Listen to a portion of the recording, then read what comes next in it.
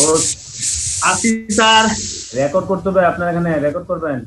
আচ্ছা ঠিক আছে স্যার, রেকর্ড ওকে। ঠিক আছে, হ্যাঁ আমি স্টার্ট করে দিচ্ছি। জি স্যার, রেকর্ড।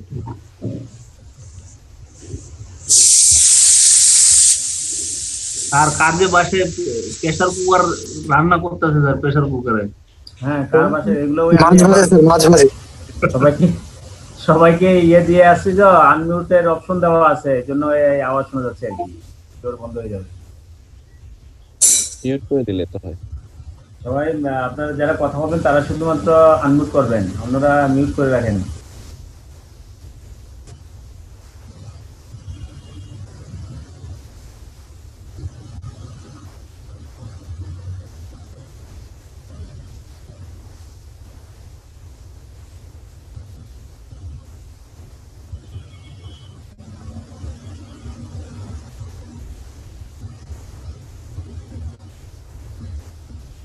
পার্টিসিপেন্ট অনেক কম আছে এখনো, অনেকেই মনে ঘুমাচ্ছে নাকি, ঘুম শেষ করে উঠতে পারে নাকি।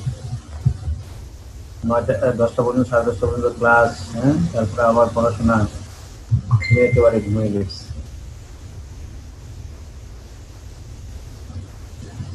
স্যার অলরেডি সকালে একটা ক্লাস হয়েছে স্যার, সকালে ক্লাস অ্যাটেন্ড করছেন?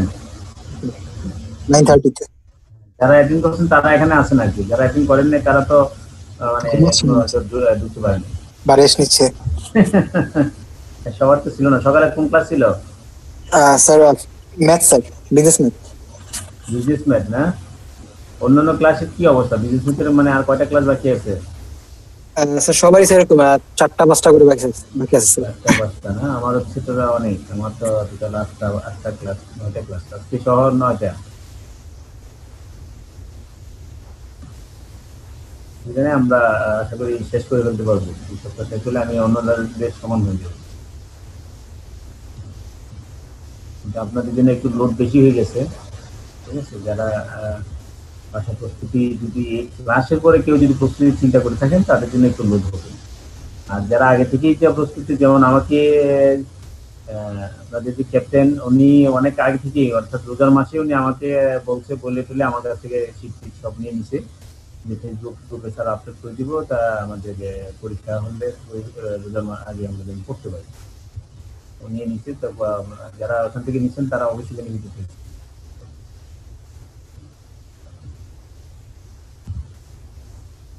গতকালকের কি আপনারা সকালবেলা কি তাহলে দেখতে পাচ্ছিলেন sale of goods act 1930?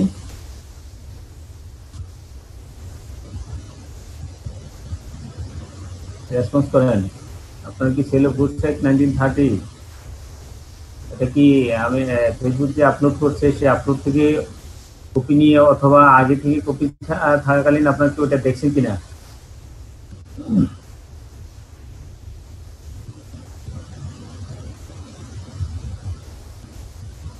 Sir কিছু দেখছি স্যার। দেখছেন না? স্যার একটা বিষয় ছিল স্যার, ওই যে হ্যাঁ। সেল অফ গুডস অ্যাক্ট আপনি বলছেন 1930, আর অনেক জায়গা আবার দেখলাম অনলাইনে 1779 দেখতেছি, 1979। এটা কোনটা স্যার? 1917 সেল অফ গুডস একটা আছে, হ্যাঁ, অ্যামেন্ডমেন্ট। তাহলে আমরা কোনটা দেখবো স্যার?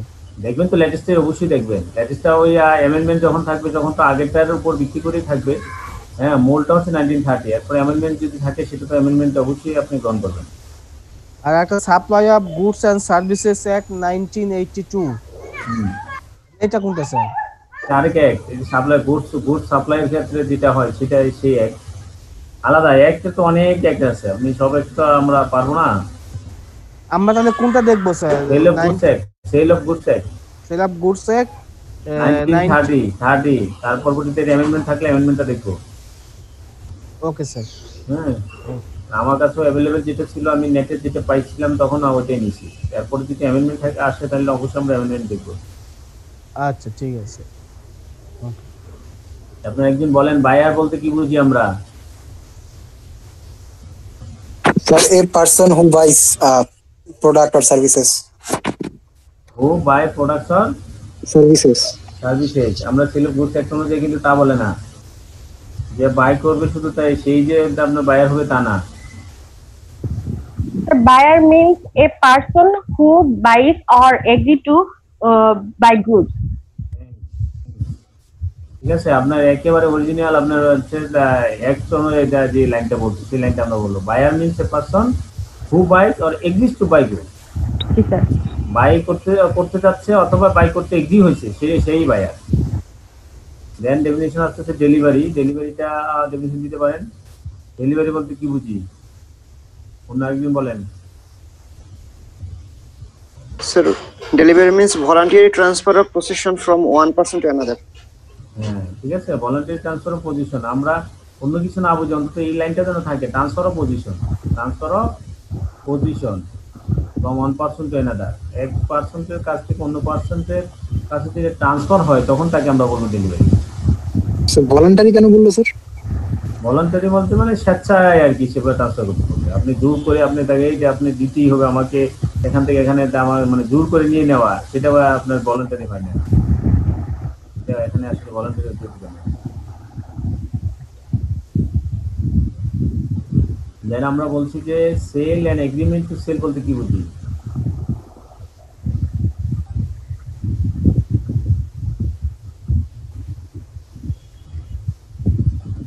বলেন, একদিন বলেন সেল বলতে কি বুঝি আর এগ্রিমেন্ট টু সেল বলতে কি বুঝি?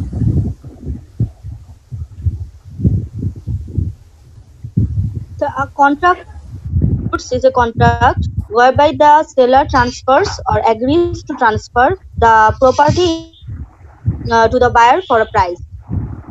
মূল্যের বিনিময়ে যখন বায়ারকে গুডসটা দিবে, অথবা দেওয়ার যে ট্রান্সফার করবে অথবা ট্রান্সফার করার জন্য এগিয়ে হবে, তখনই আমরা বলবো এই ক্ষেত্রে তাকে বলা হচ্ছে কন্ট্রাক্ট অফ সেল। ঠিক আছে, কোনো গুডসে কন্ট্রাক্ট অফ সেল হবে তখন। ঠিক আছে, there may be a contract of sale between one part owner and other. Then আমাদের এখানে আসবে contract of sale may be absolute and conditional. Contract of sale absolute হতে পারে, আবার কন্ডিশনালও হতে পারে। ঠিক আছে, তারপর বলা হচ্ছে যে hire under contract of sale the property. প্রথম হচ্ছে আমার কন্ট্রাক্ট অফ সেল কি, এই যে লাইনটা আমরা বলছি সেটা হচ্ছে contract of sale. Then question আসতেছে what is sale and agreement to sale. Where under a contract of sale the property in the goods is transferred from the seller to the buyer, a contract is called as sale. যখন গুডসটা transfer করা হয়ে যাবে তখন তাকে বলা হবে sell. But where the transfer of property in the goods is to take place in the future time or subject to some condition thereafter to be fulfilled, the contract is called an agreement to sale. ঠিক আছে, তাহলে একজন বলেন sell এবং agreement to sale বলতে কি বুঝছেন?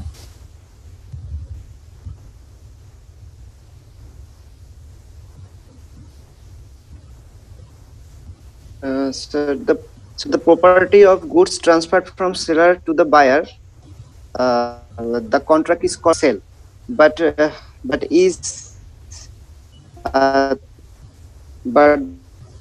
the sir and but is to take place the future time or the some condition. Sir যখন হচ্ছে স্যার যখন স্যার এটা ট্রান্সফার করা হবে বায়ার সেলার থেকে বায়ারের কাছে, তখন স্যার এটা সেল হবে। আবার স্যার যদি কোনো শর্ত থাকে বা যদি বলা হয় যে কোনো সময়ের পরে এটা আমি করব, ট্রান্সফার করব, হ্যাঁ, তখন ওই সময় যদি শেষ হয় স্যার এবং কন্ডিশন ফুলফিল হয় তখন এটা আবার সেল হবে স্যার। তখন সেল হবে। এর আগ পর্যন্ত থাকবে এগ্রিমেন্ট টু সেল। এর আগ পর্যন্ত থাকবে কি এগ্রিমেন্ট টু সেল। প্রথম কন্ডিশন হচ্ছে সেল হবে তখনই যখন গুডসটা সেলারের কাছ থেকে বাইরের কাছে ট্রান্সফার হয়। ঠিক আছে, তখন তাকে বলা হচ্ছে সেল। আর যখন এই গুডসটা ফিউচারে ট্রান্সফার করা হবে সাবজেক্ট টু কন্ডিশন অথবা অন্য একটা নির্দিষ্ট time, then it's called the agreement to sale. Clear? তখন আবার নেক্সট কোশ্চেন আসতেছে কখন agreement to sale will be sale. ঠিক আছে, an agreement to sell becomes a sale when the time elapses or the conditions are fulfilled subject to which the property in the goods is to be transferred. যখন ওই সময়টা শেষ হয়ে যাবে অথবা condition fulfil হয়ে যাবে, কিন্তু এর কন্ডিশন সাবজেক্ট হচ্ছে কি গুডসটা ট্রান্সফার করতে হবে। সময় শেষ হলো, কন্ডিশনও ফুলফিল হলো, কিন্তু গুডসটা ট্রান্সফার হলো না, তখন আর সেল হবে না। ঠিক আছে, তাহলে এগ্রিমেন্ট টু সেল হয়, agreement to sale becomes as sale কখন এগ্রিমেন্ট টু সেল সেল হয় একজন বলেন এই দুইজন ছাড়া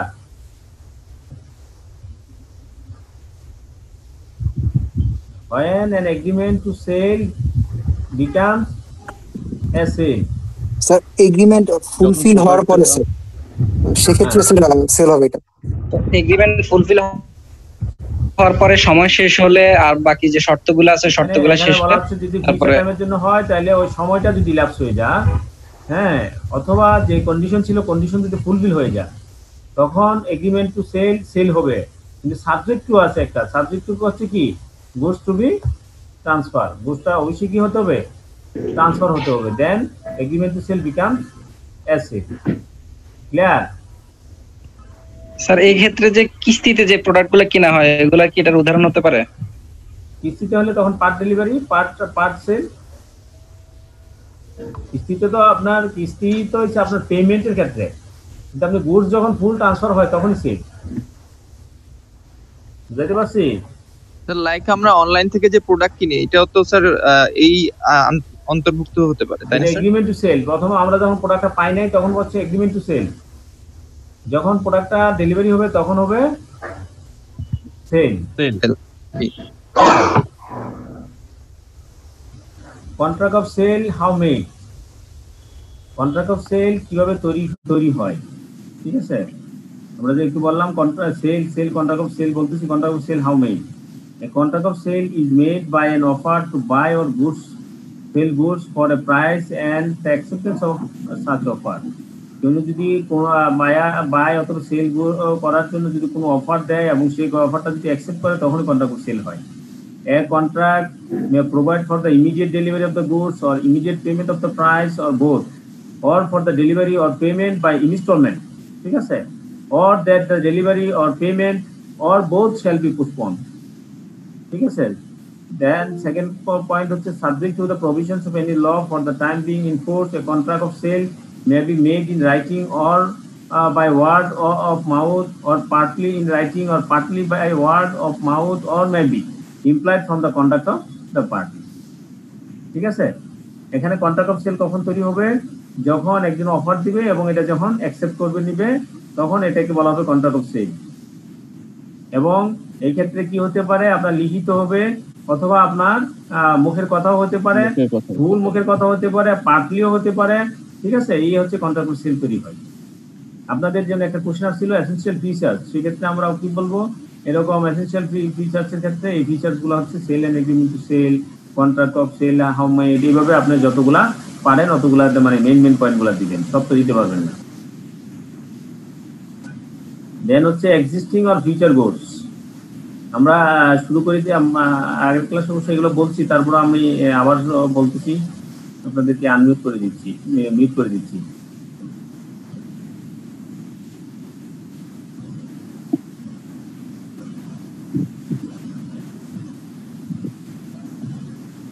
এখানে দুইটা একটা জিনিস আছে এক্সিস্টিং আর ফিউচার গুডস এক্সিস্টিং গুডস কি ফিউচার গুডস কি আমরা এগুলো জানি এক্সিস্টিং মানে বর্তমানে যেগুলো আসছে সেগুলোই মানে আপনার অলরেডি রেডি আছে তার কাছে প্রিপেয়ার টু বি ডেলিভারের জন্য যেগুলো প্রিপেয়ারটা করা আছে রেডি আছে সেগুলোকে বলা হচ্ছে এক্সিস্টিং গুড যেগুলো রেডি নেই যেগুলো ফিউচার হবে সেইগুলোকে বলা হচ্ছে ফিউচার গুড যেমন আপনি একটা এগ্রিমেন্ট টু সেলের জন্য বিশেষ করে যেমন গার্মেন্টসের ক্ষেত্রে এক্সপোর্ট ইম্পোর্টের ক্ষেত্রে আপনার একটা কন্ট্রাক্ট হয় আমাকে 5 লক্ষ পিস মানে যে রেডিমেড পোশাক দিবে সেই ক্ষেত্রে কি হবে এটা হচ্ছে ফিউচার গুড সে এইটা গুডসটা তৈরি করবে সে তারপর সে এখানে থেকে গুডসটা দিবে হ্যাঁ তাহলে existing or future goods the goods which form the subject of a contract of sale may be either existing goods owned or possessed by the seller or future goods.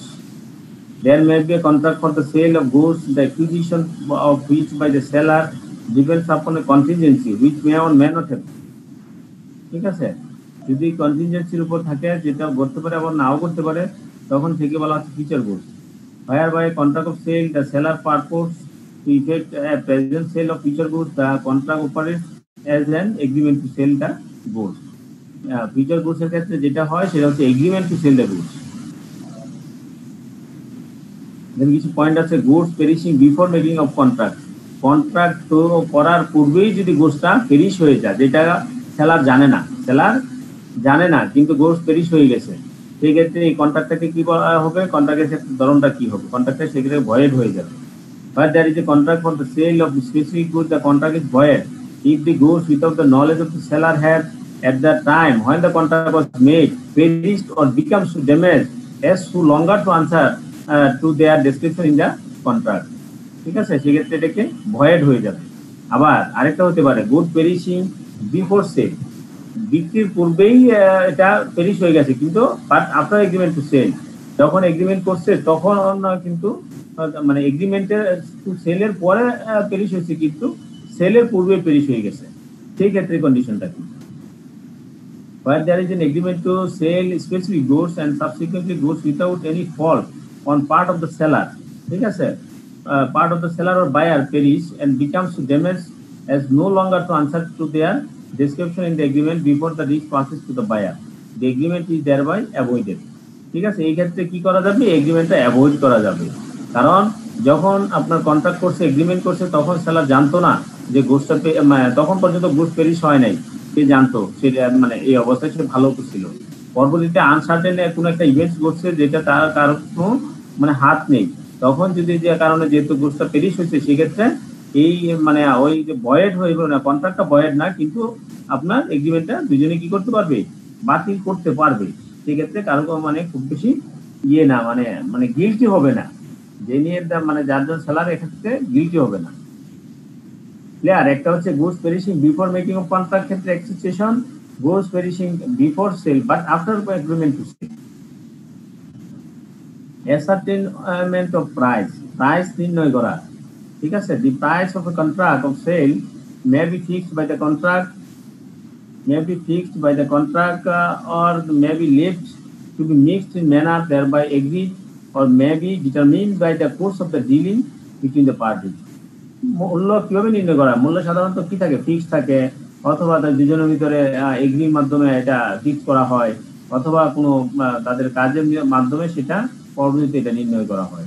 এইভাবে প্রাইস ডিটারমিন করা হয়। Where the price is not determined in according to the foregoing provisions, the buyer shall pay the seller at reasonable price। ঠিক আছে, এখানে দেখেন একটা option, যদি আগে থেকে প্রাইসটা ফিক্স করা না থাকে সেই ক্ষেত্রে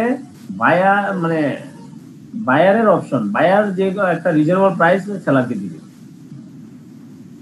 what is the reasonable price in a question of fact dependent on circumstance is particular. বিভিন্ন ক্ষেত্রে এখন রিজনেবল প্রাইস কি এটা আসলে এক একজনের কাছে এক এক রকম। ঠিক আছে, এটা ওই ঘটনার প্রেক্ষিতে এটা বোঝা যাবে আসলে রিজনেবল প্রাইস কি। তার মানে হচ্ছে প্রাইস আগে থেকে কি করতে হবে, ডিটারমিন করতে হয়, হ্যাঁ, ফিক্স করতে হয়, অথবা কাজের মাধ্যমে মানে যেই ঘটনার মাধ্যমে এটা ফিক্স হয়ে যায়। যদি কোনো কারণবশত এই প্রাইসটা ফিক্স না হয় সেই ক্ষেত্রে বায়ার সেলারকে একটা রিজনেবল প্রাইস দিবে। দেন রিজনেবল প্রাইস কি সেটা dependent upon the particular case. Agreement to sale at valuation অনেক ক্ষেত্রে করা হয়, সেল করা হয় যেটা হচ্ছে থার্ড পার্টির মাধ্যমে ভ্যালু করে। ঠিক আছে, ভ্যালুয়েশন একটা মানে থার্ড পার্টি থাকে, ভ্যালুয়েশন কোম্পানি থাকে, তারা ভ্যালুয়েশন করে দিবে, তারা যে ভ্যালুয়েশন করে দিবে সেটা হচ্ছে কি price. But there is an agreement to sell goods on the terms that the price is to be fixed by the valuation of a third party, and such third party cannot or does not make such valuation, the agreement is thereby avoided। যদি কোনোবার আমরা মানে বলা হচ্ছে দুজনের মধ্যে agri হয়েছে যে third party value করে দিলে সেই অনুযায়ী এটার প্রাইস হবে, কিন্তু কোনো কারণবশত থার্ড পার্টি সেটা ভ্যালুয়েশন করতে পারে নাই, সেই ক্ষেত্রে এগ্রিমেন্টটা অ্যাভয়েড করা যেতে পারে। Where such third party is prevented from making the valuation by the fault of the seller or buyer, the party not in fault may maintain its suit for damages against the party in fault। এখন third party valuation করতে পারে নাই, সেইটার রিজনটা যদি এমন হয় যে বায়ারের কারণে সে মানে ভ্যালুয়েশন করতে পারে নাই, অথবা সেলারের ফল্টের জন্য এটা ভ্যালুয়েশন করতে পারে নাই, সেই ক্ষেত্রে যিনি যে এখানে লোজার হবে সে এখান থেকে মানে তার জন্য সে কি করতে পারবে, সুইট ফাইল ড্যামেজের জন্য সে সুইট ফাইল তৈরি করতে পারবে। দেন আসতেছে স্টিপুলেশন এস টু টাইম। ঠিক আছে, এখানে স্টিপুলেশন থেকে আমরা এখানে চলে যাব কন্ডিশনের ওয়ারেন্টি। আমাদের ক্ষেত্রে কন্ডিশন কি, ওয়ারেন্টি কি। Stipulation in a contract of sale with reference to goods which are subject to thereof may be a condition and warranty। Condition হতে পারে, ওয়ারেন্টি হতে পারে। আমি আগের ক্লাসে ভালো করে আলোচনা করছিলাম, আপনাদের কাছ থেকে একটু শুনি। আমরা কি একজন বলেন কন্ডিশন ওয়ারেন্টি বলতে আমরা কি বলছিলাম?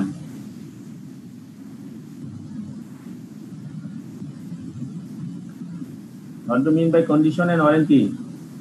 আগে যারা ক্লাস করছেন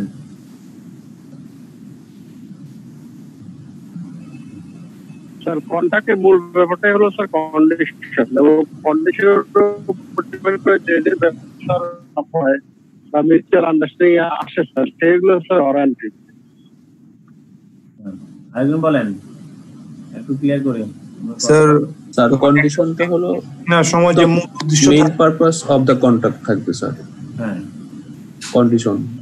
আর ওয়ারেন্টিটা হলো স্যার এটার এগেইনস্টে যে আপনার contract of the main valuation of contract, main purpose, collateral to the main main purpose is called warranty. একটা উদাহরণ দিয়ে বলেন, আরেকজন একটা উদাহরণ দেন, আপনি মিট করেন। কন্ডিশন ওয়ারেন্টির ক্ষেত্রে একটা উদাহরণ দিয়ে বুঝান। স্যার কন্ডিশনের ক্ষেত্রে আমরা যদি গাড়ির কথা বলি, তাহলে গাড়িটা ঠিকমতো চলে কিনা এবং ফুয়েল কনজাম্পশন কি পরিমাণে করে, এটা হচ্ছে কন্ডিশন। আর ওয়ারেন্টি হচ্ছে গিয়া যে এটা আপনার লুকিং গ্লাস, তারপরে ব্যাকলাইট, এই জিনিসগুলো হচ্ছে warranty. Good, thank you sir. মূল বেনিফিট যেটা স্যার এনজয় করব সেটাই স্যার কন্ডিশন। হ্যাঁ হ্যাঁ, আবার বলেন।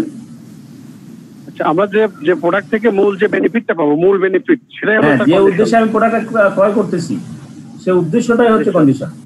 আর ওটার সাথে যেগুলো সাপোর্ট দরকার ওইগুলো হলো ওয়ারেন্টি। হ্যাঁ, ওটাকে আরো মানে সাপোর্টিং করার জন্য, ওটাকে আরো সুন্দর করার জন্য এবং আরো কমফোর্টেবল করার জন্য যেগুলো, সেগুলো হচ্ছে কি ওয়ারেন্টি। ঠিক আছে, আপনারা মনে হয় অনেকে সবাই বুঝতে পারছেন, তাই না? নতুন যারা আছেন তাদের জন্য বলতেছি, আমি পড়া মানে এই বইয়ের ভাষাটা যাওয়ার আগে আপনাদের মানে ফ্রেন্ড সার্কেলের মাধ্যমেই আপনার একজন আরেকজনের কাছে যেন শেয়ার হয়ে গেল আর কি। ঠিক আছে, এর আগে আমি যেটা আলোচনা করছি এগুলো থেকে আপনাদের কোনো কোয়ারি আছে কিনা দেখেন।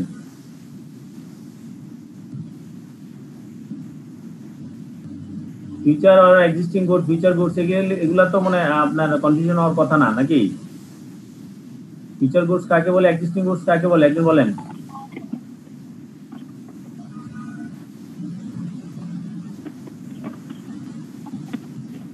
স্যার এক্সিস্টিং গুডস হচ্ছে যেটা আমি এক্সিস্টিং গুডস আর যেটা অলরেডি সেল করা যাবে,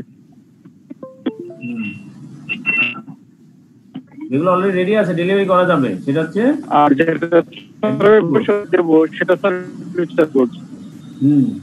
যেমন আরএমজির ক্ষেত্রে নরমালি আপনি যখন কন্ট্রাক্ট করেন সেগুলো কি ফিউচার গুডস এর ক্ষেত্রে করা হয়। আপনি যখন অর্ডার দেয়, অর্ডারের পরে তখন সবকিছু প্রসেস শুরু করে যে এটা গুডস তৈরি করার জন্য, কারণ তার ওই স্পেসিফিকেশন, তার যে স্পেসিফিকেশন সে অনুযায়ী তৈরি করা হয়।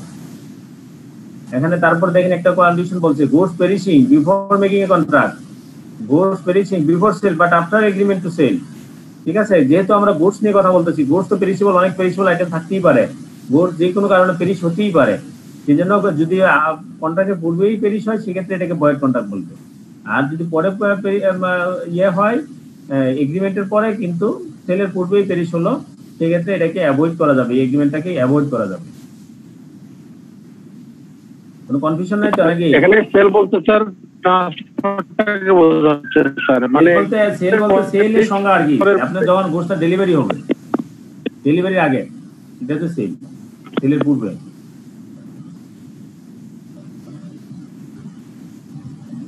ঠিক আছে, আরো কোনো কোশ্চেন থাকলে আপনি অ্যারাইজ করেন। হ্যাঁ, আমরা একটু স্লো হয়ে যাচ্ছি কিন্তু।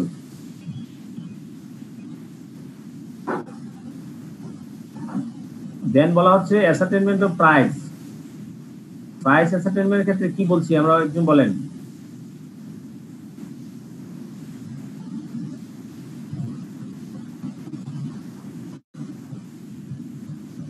স্যার প্রাইস অ্যাসেসমেন্টের ক্ষেত্রে আমরা বলছি যে প্রাইসটা আগেই নির্ধারণ করা থাকবে, যদি নির্ধারণ করা না থাকে তাহলে সেক্ষেত্রে বায়ার একটা রিজনেবল প্রাইস দিবে, এটা বলেছি। থার্ড পার্টি থেকেও এটা ভ্যালুয়েশন হতে পারে। সেটা যে এগ্রিমেন্ট টু সেল, তাদের সেলের এগ্রিমেন্ট হচ্ছে এমন ভাবে যেটা ভ্যালুয়েশনের মাধ্যমে হবে, সেটা আরেকটা ক্লজ। ঠিক আছে, সেটা কি বলছি আমরা বলেন, agreement to sale at valuation. ভ্যালুয়েশনের মাধ্যমে যদি সেল করার কোনো এগ্রিমেন্ট হয় তাহলে কি হবে?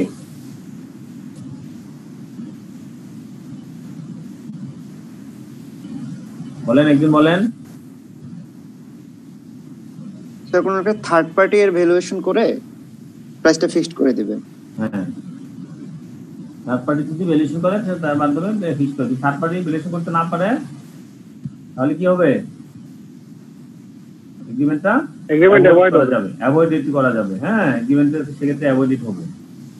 কিন্তু থার্ড পার্টি যদি এগ্রিমেন্ট করতে গিয়ে যদি সে কোনো কারণ দাঁড় করা বা কোন কারণে সে এগ্রিমেন্ট ভ্যালুয়েশন করতে পারে নাই, সেক্ষেত্রে যদি বায়ার অথবা সেলার যে যারই ফল থাকুক না কেন, এর অপোজিট যিনি উনি যদি ওনার ড্যামেজ থাকে হয় অথবা ওনার জন্য কোনো ক্ষতি হয়, সেক্ষেত্রে সে এটার জন্য সে ড্যামেজ চাইতে পারবে। ক্লিয়ার?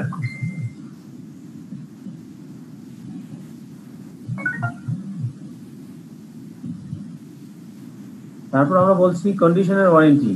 কন্ডিশন কি? Stipulation in contract of sale with reference to goods which are the subject thereof may be a condition or a warranty. Condition হচ্ছে is a stipulation essential to the main purpose of the contract, the breach of which gives right to threat the contract as repudiated. যদি আপনি কন্ডিশনটা ব্রিচ করে, কন্ডিশনটা fulfil করতে না পারে, সেক্ষেত্রে আপনার যে কন্ট্রাক্টটা সেটা বাতিল করা যাবে, রিপুডিয়েটেড করা যাবে। ওয়ারেন্টির ক্ষেত্রে কি হবে? Warranty is a stipulation collected to the main purpose for the contract, the breach of which gives rise to a claim for damages but not to a right to reject force and treat the contract as repudiated. বলছে ওয়ারেন্টির ক্ষেত্রে হচ্ছে আপনার main পারপাসের সাথে কোলেটারালটা হচ্ছে warranty. এইটা যদি ব্রিচ করে, right to claim for damage, সেটার জন্য আপনার যে ড্যামেজ সেটার জন্য আপনি ক্লেমের জন্য রাইট করতে পারবেন, but not to right to reject the গুডসটা রিজেক্ট করতে পারবেন না। ঠিক দ্য কন্ট্রাক্ট অ্যাজ রিপুডিয়েটেড, এই ক্ষেত্রে কন্ট্রাক্টকে বলা হয় মানে রিপুডিয়েটেড করতে পারবেন না। ঠিক আছে, এই ক্ষেত্রে কন্ট্রাক্টটা রিজেক্ট করতে পারবেন, গুডসটা রিজেক্ট করতে পারবেন না এবং রিপুডিয়েট করতে পারবেন না। Whether a stipulation in a contract of sale is conditional warranty depends on each case. On the construction of the contract, stipulation may be conditioned though called a warranty. ঠিক আছে, মানে বলা হচ্ছে যদি আপনার এই স্টিপুলেশনটা কন্ডিশন হবে কিনা ওয়ারেন্টি হবে, এটা ডিপেন্ড করবে আপনার কোন মানে আপনার পারপাসের উপর ভিত্তি করে। সেটা অনেক ওয়ারেন্টি আছে, কিন্তু সে ওয়ারেন্টি সেটাও কন্ডিশন হতে পারে। যেমন আমরা একটা উদাহরণ দিছিলাম, যেমন হচ্ছে আপনি একটা মোবাইল সেট করবেন। ঠিক আছে, আপনার পারপাস হচ্ছে আপনার মোবাইল সেটের মাধ্যমে আপনি অনলাইন ক্লাসে যুক্ত হবেন। আপনি যদি অনলাইন ক্লাসে আপনার মোবাইল যদি রাউটার সাপোর্ট না দিতে পারে, ঠিক আছে, রাউটার সাপোর্ট না দিতে পারে, আর রাউটার সাপোর্ট হচ্ছে আপনার মেইন কন্ডিশন। ঠিক আছে, কিন্তু এই অনেক আবার যদি এটা যদি অন্য একটা ক্ষেত্রে হয়, আরেকজন সে মোবাইল নর্মালি ইউজ করার জন্য, কথা বলার জন্য সে ইউজ করলো, কিনলো, সেক্ষেত্রে আপনার রাউটার সাপোর্টটা যদি না দেয়, সেটা কন্ডিশন না। তার কন্ডিশন হচ্ছে সে কথা বলাটা বলতে পারতেছে কিনা। এই হলো মানে যখন কন্ডিশনে অনেক সময় ওয়ারেন্টি হয়, আবার ওয়ারেন্টি অনেক সময় কি হয়, কন্ডিশন হয়। Clear?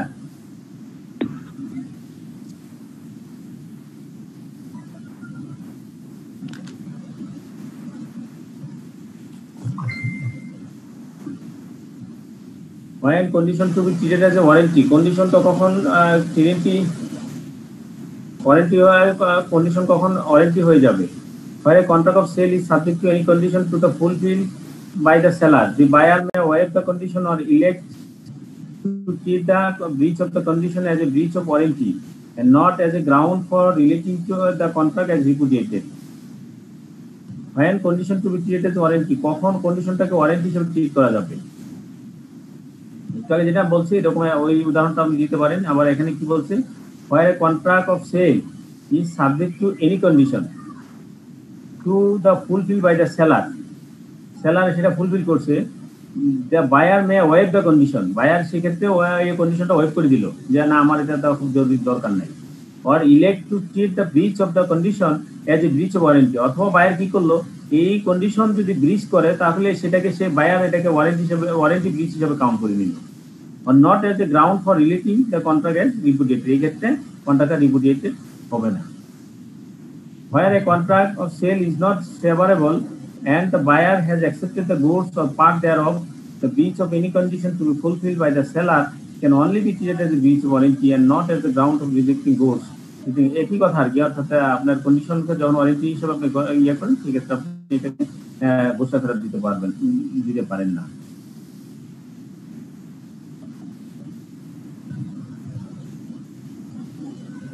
In contract of sale, unless the circumstances of the contract are such as to show a different intention, there is একটা কন্ট্রাক্ট অফ সেলের বিভিন্ন ইন্টেনশন থাকতে পারে।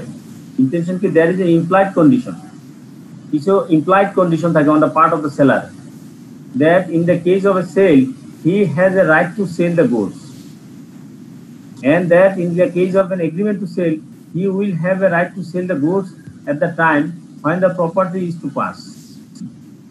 ঠিক আছে, এগুলো হচ্ছে implied condition.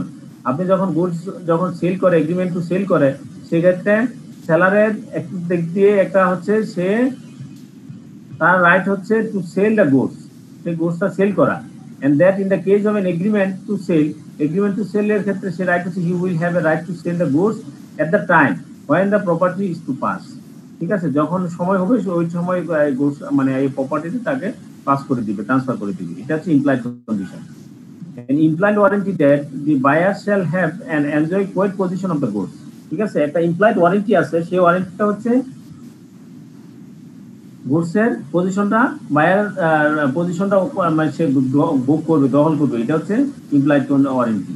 An implied warranty that the goods shall be free from any charge or encumbrance in favor of any third party not declared and known to the buyer before the time at the time when the contract is made।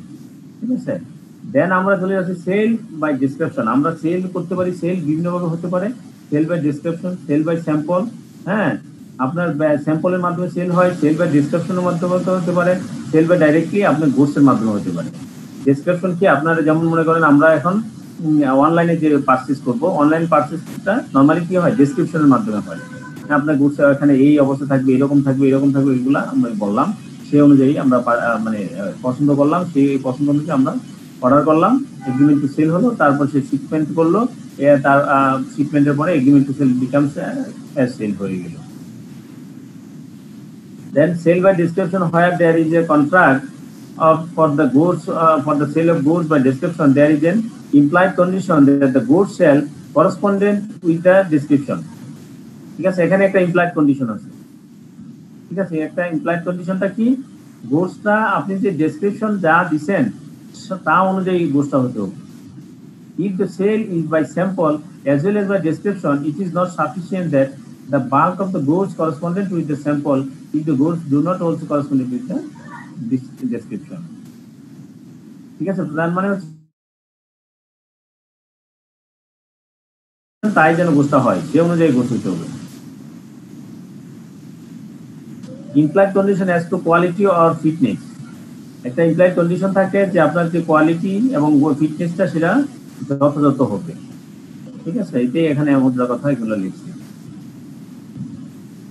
দেন আমরা বলবো sale by sample. Sale by sample বলতে কি বুঝি, contract of sale is a contract for sale by sample where there is a term in the contract express or implied to that effect. হ্যাঁ, contract of sale is a contract for sale by sample where there is a term of the contract expressed or implied to that effect. In the case of a contract for sale by sample, there is an implied condition that the bulk, এই যে দেখেন implied condition, sale by sample এর ক্ষেত্রে implied condition গুলো কি কি, that the bulk shall correspond with the sample in quality। আপনার যে আপনার এই স্যাম্পলের থেকে যখন বাল্কে আপনি যাবেন সেগুলো যেন এই কোয়ালিটি স্যাম্পলের যে কোয়ালিটি তার অনুযায়ী হয়। That the sale have a reasonable opportunity of comparing the bulk with the sample, that the goods shall be free from any defect, rendering them unmerchantable, which would not be apparent on reasonable examination। হলো sell by sample যদি আসে আমাদের কোশ্চেনে, তাহলে sell by sample কি, কারণ দেন হচ্ছে sell by স্যাম্পলের ক্ষেত্রে ইমপ্লাইড কন্ডিশন। আপনাকে পরীক্ষা আসে শুধু সেল আর ডিফাইন সেল বাই স্যাম্পল, আপনি সময় পারলে আপনি এইটা সহ লিখে দিবেন, এই ইমপ্লাইড কন্ডিশন গুলো।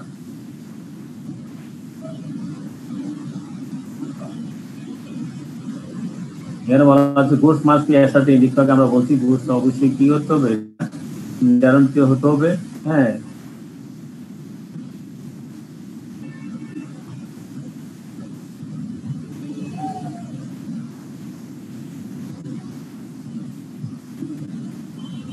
দেখেন আমরা একটু আগে বলছি sale goods should be ascertained, ascertained যদি না হয় sale of unascertained goods and appropriation, যদি আনঅ্যাসার্টেইনড ক্ষেত্রে কি হবে, where there is a contract for the sale of unascertained or future goods by description and goods of that description and in a deliverable state are unconditionally appropriated to the contract either by the seller with the assent of the buyer or by the seller with the assent of the seller.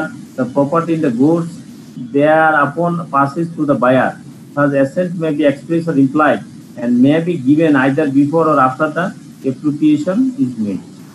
মানে আপনি যদি আগে থেকে ascertain না করে থাকেন গুডসটা, সেই ক্ষেত্রে আপনি অ্যাপ্রোপ্রিয়েশনের মানে আগে মানে গুডসটা ট্রান্সফার হওয়ার আগে পরে আপনি অ্যাপ্রোপ্রিয়েশনের মাধ্যমে এটা তৈরি করতে হবে আর কি। মানে এটা আপনার মানে দুজনের ভিতরে পছন্দ মতো তখন এটা ঠিক হবে। Delivery to carrier, where in pursuance of the contract the seller delivers the goods। ঠিক আছে, নরমালি ক্ষেত্রে কি হবে, সেলার গুডসটা ডেলিভারি করতে হবে।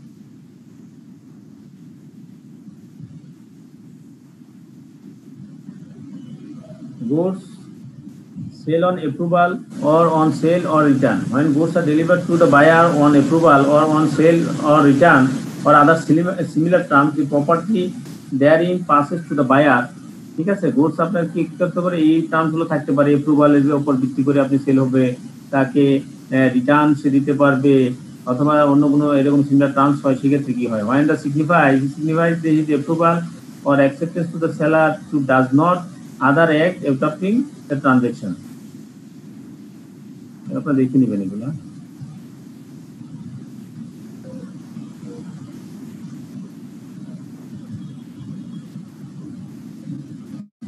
সেল বাই দেখেন, সেল বাই আরো আছে, sale by person of the owner, owner যে মালিকের মাধ্যমে সেল না, সেল অন্য কোনো পার্সনের মাধ্যমে হতে পারে। Sale by one of the joint owner, joint ওনারের ক্ষেত্রে হতে পারে।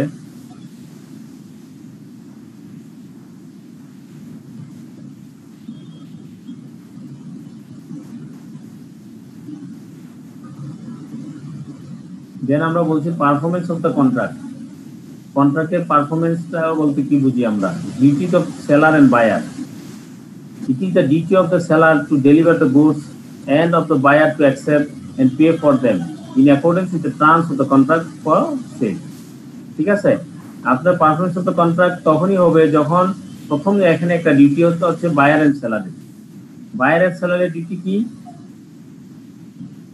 ইট is the duty of the seller, সেলারের duty to deliver the goods, গুডসটা ডেলিভারি করা। ঠিক আছে, এটা সেলারের ডিউটি। বায়ারের ডিউটি কি, সে গুডসটা অ্যাকসেপ্ট করে নেওয়া এবং এটার জন্য সে পেমেন্ট করে দেওয়া according to the with the terms of the contract of sale. Payment and delivery আর কনকারেন্ট কন্ডিশন। পেমেন্ট করা এবং ডেলিভারি করা এটা আসলে মানে একটা আরেকটা পরোপকারী মানে ইয়ে কন্ডিশন আর কি। পেমেন্ট করতে হবে আবার ডেলিভারি করতে হবে, দুইটা দুইজনের জন্য মানে essential condition. Unless otherwise agree, অন্য কোনো যদি তাদের ভিতরে কোনো মানে চুক্তি না থাকে, delivery of goods and payment of the price আর concurrent condition. That is to say the seller shall be ready, seller সবসময় সেই রেডি থাকবে অ্যান্ড উইলিং টু গিভ, এবং তার ইচ্ছা থাকবে to give possession of the goods to the buyer, বায়ারের কাছে গুডসটা পৌঁছে দেওয়া in exchange for the price, মূল্যের বিনিময়ে। And the buyer shall be ready, buyer সবসময় রেডি থাকবে and will be willing to pay the price in exchange for possession of the goods. ঠিক আছে, তার কাছে পজিশন গুডসটা যখন পজিশন পাবে তখন সে সবসময় বায়ার রেডি থাকবে, সেজন্য পে করে। ওই উপরের কথাটাকেই ডিউটিজ অফ সেলার এন্ড বায়ারকে এই কথাটা এখানে আবার বলছে, পেমেন্ট এন্ড ডেলিভারি আর কনকারেন্ট কন্ডিশন। ঠিক আছে, একটা আরেকটার সাথে জড়িত। যখন ডেলিভারি হয়েছে তখন তার পেমেন্টটা করে দিবে। ডেলিভারি করা যেমন বায়ার সেলারের মানে কন্ডিশন, বায়ারের ক্ষেত্রে কন্ডিশন তার পেমেন্টটা করে দেওয়া।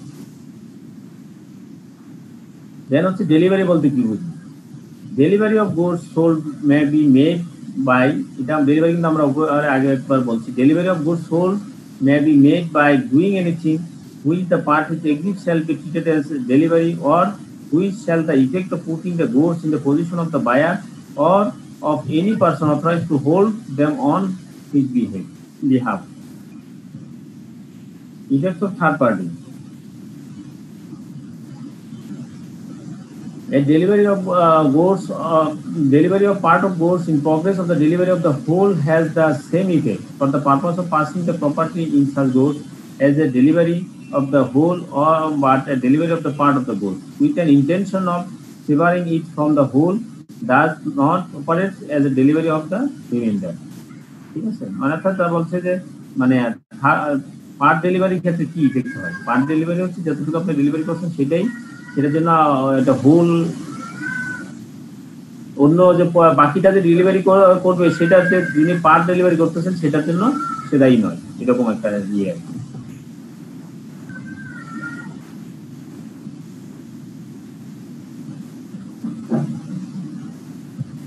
Rights of unpaid seller against the goods. Unpaid seller যেহেতু আমরা বললাম যে ইনস্টলমেন্ট বেসিস এইগুলা এখানে এসে পড়বে। Unpaid seller, unpaid seller define the seller of goods is deemed to be an unpaid seller within the meaning of this act when the whole of the price has not been paid or tendered. ঠিক আছে, unpaid seller যে seller সে এখনো unpaid কখন হবে, যখন when the whole of the price has not been paid or tendered, সম্পূর্ণ প্রাইসই এখনো পর্যন্ত সে মূল্যটা সে পায় নাই, পেড পরিশোধিত হয় নাই। when a bill of exchange or other negotiable instrument has been received as conditional payment, ঠিক আছে, বিল অফ এক্সচেঞ্জ একটা হচ্ছে প্রাইস হতে পারে, সে প্রাইসটা পায় নাই, আরেকটা হতে বিল অফ এক্সচেঞ্জ অথবা নেগোশিয়েবল ইনস্ট্রুমেন্ট সেগুলা সে কন্ডিশনালি রিসিভ করছে, and the conditions on which it was received has not been fulfil, এবং সেই কন্ডিশনগুলা কোনো রিজনের কারণে হয়তো বা সেটা of the dishonour of the instrument or otherwise সেগুলো ফুলফিল হয় নাই, এবং সেই কারণে যে এই কারণবশত সেগুলো ডিজনার ইনস্ট্রুমেন্টগুলো ডিজনার হয়েছে, সেই ক্ষেত্রে একে বলা হবে unpaid seller. In this chapter, the term seller includes any person who is in the position of a seller, as for the instance that the agent of the seller to whom the bill of lading has been endorsed, or a consignor or agent who has himself paid or is directly responsible for the price. ঠিক আছে, এখানে unpaid সেলারের ডেফিনিশনটা কি সেটা এখানে দেওয়া আছে। Unpaid seller বলতে আমরা গুডসটা সাধারণত এখানে এই ডেফিনিশনে বলা হচ্ছে, বোঝানো যাচ্ছে যে গুডসটা ডাইরেক্ট আপনি প্রাইসে যে টাকা পায় বিক্রিতে টাকাতে বিক্রি করে দিলেন, অথবা আপনার গুডস কি করতে পারে বিল অফ এক্সচেঞ্জ নেগোশিয়েবল ইনস্ট্রুমেন্ট, হ্যাঁ নেগোশিয়েবল ইনস্ট্রুমেন্টের মাধ্যমে বিক্রি হয়। এই যে আমরা বললাম এলসি অথবা আপনার যে কোনো ইয়েতে আপনার কি হয় বিল অফ এক্সচেঞ্জ অথবা নেগোশিয়েবল ইনস্ট্রুমেন্টের মাধ্যমে আপনার মালটা আদান প্রদান করা হয়। যখন এটা এগ্রি করা হয় ফুলফিল করে হয় তখন এটা পেড হিসেবে ধরা হয়। ঠিক আছে, তাহলে এই ক্ষেত্রে আনপেড সেলার হচ্ছে যদি প্রাইসটা সে পেমেন্ট না করে, ফুল প্রাইস পেমেন্ট না করে, তখন একটু বলা হচ্ছে আনপেড সেলার বলা হচ্ছে। অথবা এখানে যদি এরকম হয় বিল অফ এক্সচেঞ্জ বা নেগোশিয়েবল ইনস্ট্রুমেন্ট যেটা দিচ্ছে সেটা যদি আমার ইয়ে করা হয় কোনো কারণে কন্ডিশন ফুলফিল না করার কারণে যদি সেটা ইয়ে ডিজনার করা হয়, সেক্ষেত্রে একে বলা হবে unpaid seller. In this chapter the term seller includes any person who is the position of a seller, এই কথাগুলো। তাহলে আমরা আনপেড সেলারের ডেফিনিশন আমরা দেখলাম।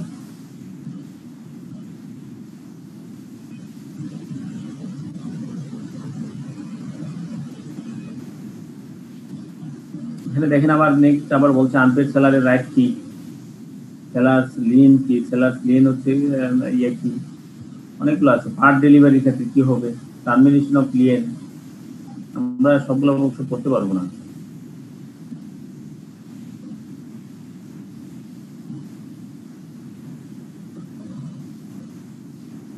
ড্যামেজেস ফর নন অ্যাকসেপ্টেন্স, ঠিক আছে, আপনি যদি অ্যাকসেপ্টেন্স না দেয় সেক্ষেত্রে যদি কি ড্যামেজ হয় সেটা কি হবে। হয় দ্য বায়ার রংফুলি নেগলেক্ট, ঠিক আছে, যে কিনছে ক্রেতা wrongfully neglect করে দিচ্ছে, on refuse to accept or pay for the goods, the seller may be sue him for damage for non-acceptance। ঠিক আছে, যদি আপনি অ্যাকসেপ্টেন্স না করেন সেক্ষেত্রে সেলার কি করতে পারে, সেলার যে আপনার কাছে গুডসটা পাঠাইলো, গুডসটা তৈরি করলো, অথবা আপনার গুডসের তার গোডাউন থেকে আনতে ভাড়া গেল, সেই জন্য সে ড্যামেজ যেটা সে ড্যামেজটা বাইরের কাছ থেকে সে চাবে, সেই ড্যামেজটা সেটা তার কাছ থেকে চাওয়ার তার অধিকার আছে। Damage for non acceptance, damage for non delivery, ঠিক নন ডেলিভারিটা হবে কিসের ক্ষেত্রে? বায়ারের ক্ষেত্রে। বায়ার দ্য সেলার রংফুলি, সেটা হচ্ছে বায়ার রংফুলি নেগলেক্ট করে দিচ্ছে অথবা রিফিউজ করে দিচ্ছে অ্যাকসেপ্ট করতে। আর এখানে হচ্ছে যদি seller wrongfully neglect or refuse, where the seller wrongfully neglects or refuses to deliver the goods to the buyer may sue the seller for damages of for non-delivery. ঠিক আছে, তার নেক্সট হচ্ছে specific performance. Specific performance subject to provision chapter 2 of the specific relief, এটা আবার আমরা আরেকটা extended difference দিছি। ঠিক আছে, স্পেসিফিক পারফরমেন্স বলতে কি বোঝায়? Remedy for breach of warranty, breach of ওয়ারেন্টির ক্ষেত্রে কি রেমেডি হবে?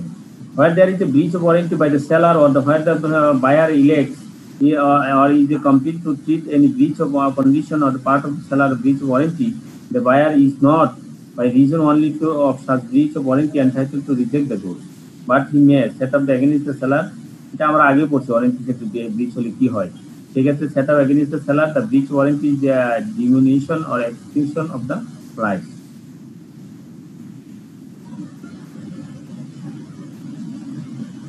তারপর বলা হচ্ছে exclusion of implied terms and condition. যদি ইমপ্লাইড টার্মস এন্ড কন্ডিশন ক্ষেত্রে এক্সক্লুশন হয় সেক্ষেত্রে where any right, duty or liability would arise under a contract of sale by implication of law, it may be negative or varies by express agreement or by the course of dealing between the negatives or varied by express agreement or by the course of the dealing between the parties or by usage if the usage is such as to bind parties to the contract. Auction sale কি? Auction sale, in case of sale by auction, where goods are put up for the sale in lots, each lot is prima facie deemed to be the subject of a separate contract of sale. The sale is completed when the auctioneer announces its completion by the fall of the hammer or by the এটা আমরা মানে বুঝে নিছি যে auction সেলকে আমরা যেটা auction সেলের মাধ্যমে যেটা হয় এটা অকশন সেল আর কি, অর্থাৎ বিভিন্ন স্টেপগুলো এখানে বলা আছে। এই ছিল আমাদের এই মোটামুটি গাইডলাইন থেকে, এগুলা নিয়ে আপনারা একটু কথা বলেন কি কোনো জানা থাকলে। নেক্সট আমরা চলে যাব ইয়ার কোশ্চেনগুলো একটু দেখব।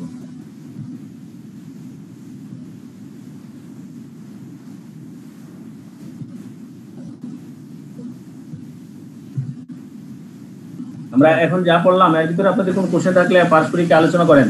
স্যার প্রশ্নটা হচ্ছে যে কোশ্চেন যদি আসে এখানে হুবহু লিখতে হবে না থিমটা ঠিক রেখে নিজের ভাষায় লেখা যাবে স্যার? নাকি আমার আগের ক্লাস করছেন? জি স্যার করেছি। বললে আমি আগের ক্লাসে বলছি প্রতি সাবজেক্টের কিছু কিওয়ার্ড আছে, হ্যাঁ আপনি অ্যাট লিস্ট কিওয়ার্ডগুলো যেন আপনাদের থাকে। আচ্ছা ওইগুলো রেখে আমি আমার মতো করে গ্রামাটিক্যাল এরর ফ্রি করে লিখব। কখন আপনার মতো লিখবেন? যখন আপনি পারেন না, তাই না?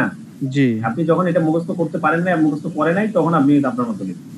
যখন আপনি হুবহু পারবেন তখন আপনি হুবহু লিখবেন। আপনি যে বললেন এগুলো বুঝলাম স্যার, মানে টার্মগুলো বোঝা গেল। এখন একসাথে শব্দ যখন পড়তে যাব দেখা যাবে হয়তো কোনো হুবহু পাচ্ছি না, সেক্ষেত্রে আমি আমার আইডিয়াটা আছে কনসেপ্ট আইডিয়া অনুযায়ী লিখবেন, রাইট, সেটা আইডিয়া অনুযায়ী লিখবেন। কিন্তু কিছু কিছু আপনি যখন পড়তে পড়তে আপনি কিওয়ার্ড ঠিক মানে কিছু কিছু আপনার সিলেক্টেড কোশ্চেন হয়ে যাবে। যতই বলেন না যত বড় সিলেবাস দিব বড় সিলেবাস আপনি বেশি পড়তে হবে। আপনি যত যে এই জন্য থিওরিক্যাল যে যত বেশি পড়বে সে তত ভালো করবে। আপনি হুবহু লেখলে তো অবশ্যই, যেহেতু এটা আইনের ধারা, আপনি হুবহু লেখাটাই তো মানে যুক্তিযুক্ত। এখন যখন আপনি পারবেন না তখন তো অবশ্যই আপনি আপনার মতো লিখবেন, কিন্তু খালি রেখে আসলে নাম্বার পাবেন না। আচ্ছা, আমি স্যার একটা প্রশ্ন ছিল, সেটা হচ্ছে যে এই কন্ডিশন এবং ওয়ারেন্টি সেল অফ গুডস একটাও আছে এবং আগেও দেখেছিলাম আমরা স্যার। আগের যে কন্ডিশন ওয়ারেন্টি যে অন্য জায়গায় যেটা আমরা এতদিন আমরা যা শুনে আসছি সেই কন্ডিশন ওয়ারেন্টি এখানের কন্ডিশন ওয়ারেন্টি এক না। আমি সেটাই বলতে চাই, একটু হলো মানে ওটা কি আমরা বলি কন্ডিশন মানে কি? কন্ডিশন মানে আপনাকে এই টার্মস এন্ড কন্ডিশন, ওইখানে তো হচ্ছে টার্মস এন্ড কন্ডিশন। আচ্ছা ঠিক আছে, আর এখানে কন্ডিশন হচ্ছে পারপাস। কন্ডিশনটা বলা হচ্ছে এখানে পারপাস, মেইন পারপাস, মানে আপনার সেল অফ গুডস একটা যেটা আসবে আচ্ছা হলো মেইন পারপাস। ঠিক আছে, আর ওয়ারেন্টি হচ্ছে আপনার সাপোর্টিং পারপাস। আর ওখানে আমরা ওয়ারেন্টি বলতে আমরা বুঝাইছি মালটাকে সে কি করবে, ফেরত রেডি করে দিবে, ফেরত দিয়ে দিবে, ওয়ারেন্টি গ্যারান্টি, ওইটা আমরা জানি। ঠিক আছে, ওইটাকে মোর স্পেসিফিক করে এখানে বলা আছে আর কি ভাষাটা। মানে আমাদের যদি বলে দেয় যে সেল অফ গুডস অ্যাক্টের আন্ডারে কন্ডিশন এবং ওয়ারেন্টি ইয়া করুন, আপনার সেল অফ গুড না, আপনার যদি আপনার ইথিক্স এর কোশ্চেনে আসে কন্ডিশন ওয়ারেন্টি আসছে কন্ডিশন ওয়ারেন্টি ডেফিনিশন, তাহলে এখানকার ডেফিনিশন দিবেন according to sale of goods act 1930, আপনি এইভাবে বলে দিবেন। না যদি মেনশন করে দেয় তাহলে তো দিতেই হবে। মেনশন না করে দিলে আপনি বলে দিবেন শুধু কন্ডিশন ওয়ারেন্টি আসছে ডেফিনিশন, জি আপনি বলবেন according to sale of goods act 1930। Okay sir, thank you sir, thank you so much. এর কারণে কিছু কোশ্চেন আছে?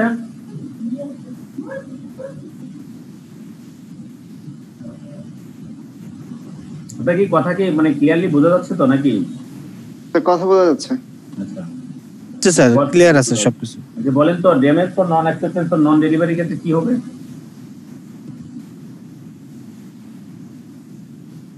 একজন বলেন। ড্যামেজ ফর নন অ্যাকসেপ্টেন্স হচ্ছে যে এটা স্যার বায়ার নেবে না, যে সেল করছে এখানে যদি বায়ার না নেয় তাহলে সেটা নন অ্যাকসেপ্টেন্স হবে। আর স্যার ডেলিভারি এটা স্যার যে যদি সেলার যদি স্যার ডেলিভারি করতে ফেলিওর হয়, ঠিক আছে, এই ক্ষেত্রে হচ্ছে সেল অফ গুডস অ্যাক্ট অনুযায়ী কি বলছে, সেল অফ গুডস অ্যাক্ট অনুযায়ী যে প্রভিশন, এই প্রভিশনটা কি বলছে এটার ক্ষেত্রে?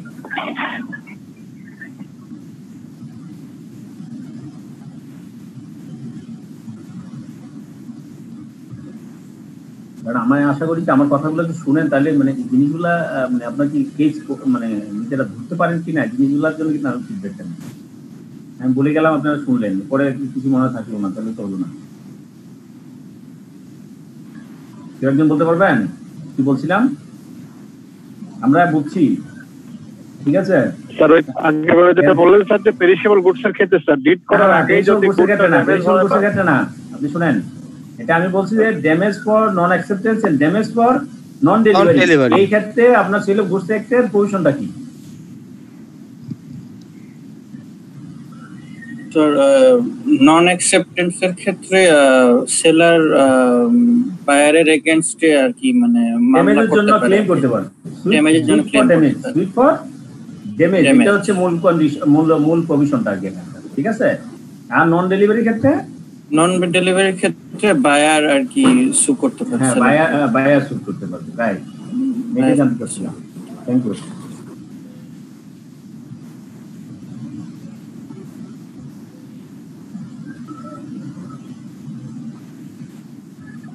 এখানে আরেকটা কথা বলছিলাম আনপেড সেলার, সেটা দিয়ে আপনারা কি করছেন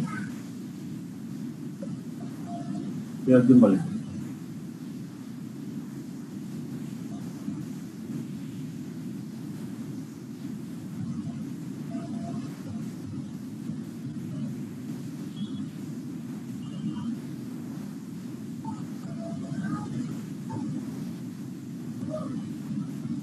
আনপেড সেলার বলতে আমরা কি বুঝছিলাম?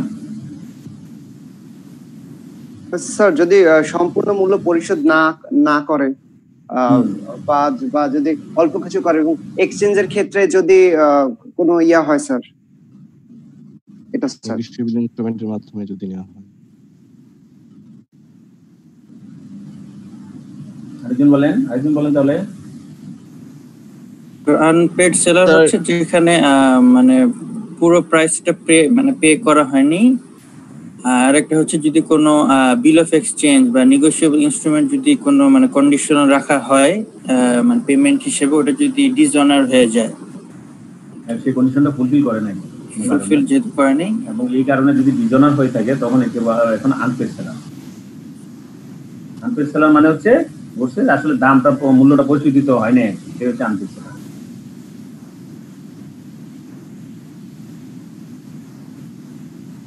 ক্লিয়ার? সবাই ক্লিয়ার? জি স্যার।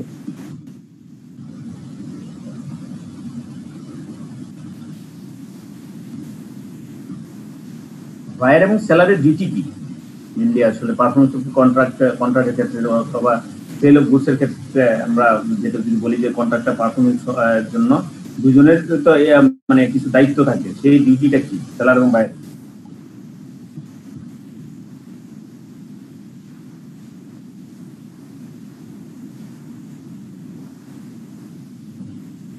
স্যার সেলার ডেলিভারি করবে আর স্যার বায়ার স্যার অ্যাকসেপ্ট করবে হ্যাঁ এবং স্যার মূল্য পরিশোধ অ্যাকসেপ্ট করবে এবং মূল্য পরিশোধ করবে, অ্যাকসেপ্ট করবে এবং মূল্য পরিশোধ করবে। এর মূল কাজ হচ্ছে দুইটার ক্ষেত্রে তখনই আপনার এটাকে পারফরম্যান্স হবে কন্ট্রাক্ট, এটা হচ্ছে প্রধান কাজ। ঠিক আছে,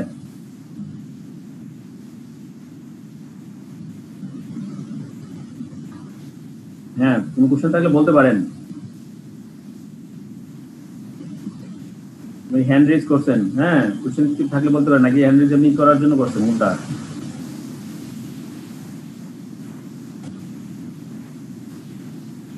sale by sample, sale by স্যাম্পলের ক্ষেত্রে আমরা প্রভিশনটা কি বলছিলাম?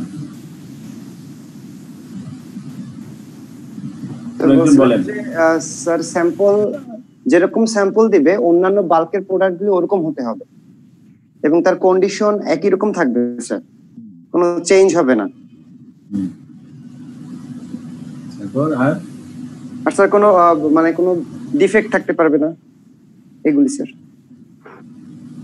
কোয়ালিটি সেম হবে, মানে তারপর হচ্ছে যে ডিফেক্ট থাকতে পারবে না, তাকে আপনার অপরচুনিটি দিতে হবে, যে বায়ার তার অপরচুনিটি, তার সেই সুযোগটা দিয়ে থাকতে হবে যেন সে স্যাম্পলের সাথে সেটা কম্পেয়ার করতে পারে। ঠিক আছে, সেই সুযোগটা রাখতে হবে, রিজনেবল অপরচুনিটি। তার যদি মানে অপরচুনিটি না থাকে, যেমন মনে করেন আপনি একটা গুডস দেখলেন, হ্যাঁ আপনি দেখে এনে আপনার এখানে পৌঁছাই দিল, আপনি মালটা আপনি পেমেন্ট করে দিতে হবে, এরকম কোনো কন্ডিশন না। আপনি আগে গুডসটা দেখবেন, দেখে ভালো হলে তার পেমেন্ট করবেন, নাহলে আপনি ফেরত দিয়ে দিবেন, এরকম একটা অপরচুনিটি দিতে হতে পারে। ঠিক আছে, কারণ আপনি স্যাম্পল নিয়ে আসছেন, স্যাম্পলের অনুযায়ী আপনি মাল পান নাই, তখন আপনি তাকে ফেরত দিতে পারবেন না। ঠিক আছে, এই যে বলছি রেন্ডারিং যেমন আনমার্চেন্টেবল, আপনার এটা মার্চেন্টেবল হয় নাই, সেটাকে আপনার রেন্ডার করার কিন্তু ক্ষমতা থাকবে। সেলস বাই ডেসক্রিপশনের ক্ষেত্রে কি বলছিলাম?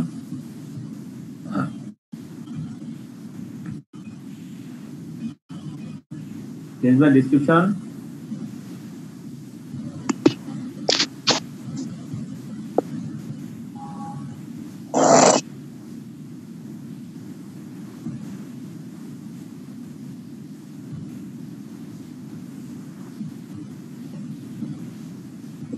বলেন। সেল বাই ডেসক্রিপশন বলতে কি বোঝায়? স্যার সেলস বাই ডেসক্রিপশন বলতে আমরা এটা বুঝি যে পণ্যর বর্ণনা অর্থাৎ ডেসক্রিপশনটা যেরকম দেওয়া থাকবে পণ্যটা ঠিক ওই রকম কন্ডিশন দিতে হবে এবং পণ্যটা ওই রকমই দিতে হবে, এবং কন্ডিশন বলতে এটা একটা ইমপ্লাইড কন্ডিশন, এটা কি ইমপ্লাইড কন্ডিশন, যেহেতু কন্ডিশন যদি আপনি পণ্যটা ওই রকম না হয় তাহলে আপনি গোস্ত ফেরত দিয়ে দিতে পারবেন। এই যে আমরা ওয়ারেন্টি এবং কন্ডিশনের এটা, এই কন্ডিশন থেকে এটাকে বলা, ওই কন্ডিশনটাই এটা বলা হচ্ছে, এটা একটা ইমপ্লাইড কন্ডিশন।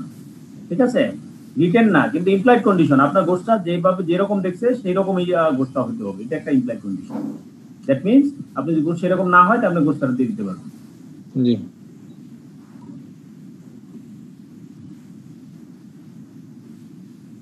এই ছিল মোটামুটি আমাদের আমরা একটু কোশ্চেনে ইয়াতে চলে যাই, প্রিভিয়াস ইয়ার কোশ্চেনগুলো দেখি। ঠিক আছে, আর কোনো কোশ্চেন আছে এখানে? স্যার আমরা প্রিভিয়াস ইয়ার কোশ্চেনে দেখেন কি বলছে।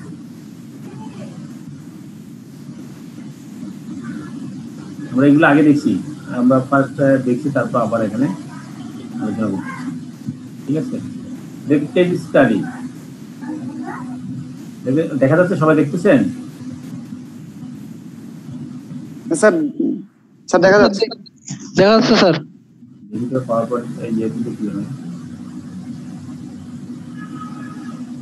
এখন কেমন দেখা যাচ্ছে? আপনারা তো ওখানে বড় শুরু করতে পারেন, তাই না? হ্যাঁ দেখা যাচ্ছে, পারফেক্ট দেখা যাচ্ছে স্যার। এখন দেখেন এখানে কিন্তু এটা পড়েন, আপনারা কি পড়েন, পড়ে এর মধ্যে কথাটা বলেন, কি বলছেন?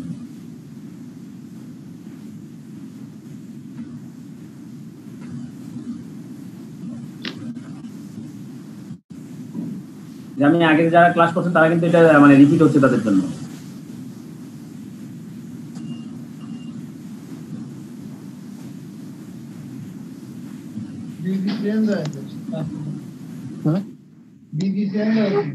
বলছে, আমি বলি যেটা দুইটা ফ্রেন্ড মিলে তারা খেলা দেখতেছিল, সবাই মিউট করে রাখবেন। আমি কিন্তু আনমিউটের অপশন দিচ্ছি এই জন্য আপনাদের কাছে রিপ্লাই জানার জন্য। যিনি আনসার করবেন উনি শুধুমাত্র আনমিউট করবেন। তারা দুইটা ফ্রেন্ড, কবির এবং হাবিব, তারা কি করছিল, খেলা দেখতেছিল। বিভিন্ন লিগের খেলা বা ইয়েতে আইপিএল এর খেলা দেখতেছিল। খেলার সময় তারা একটা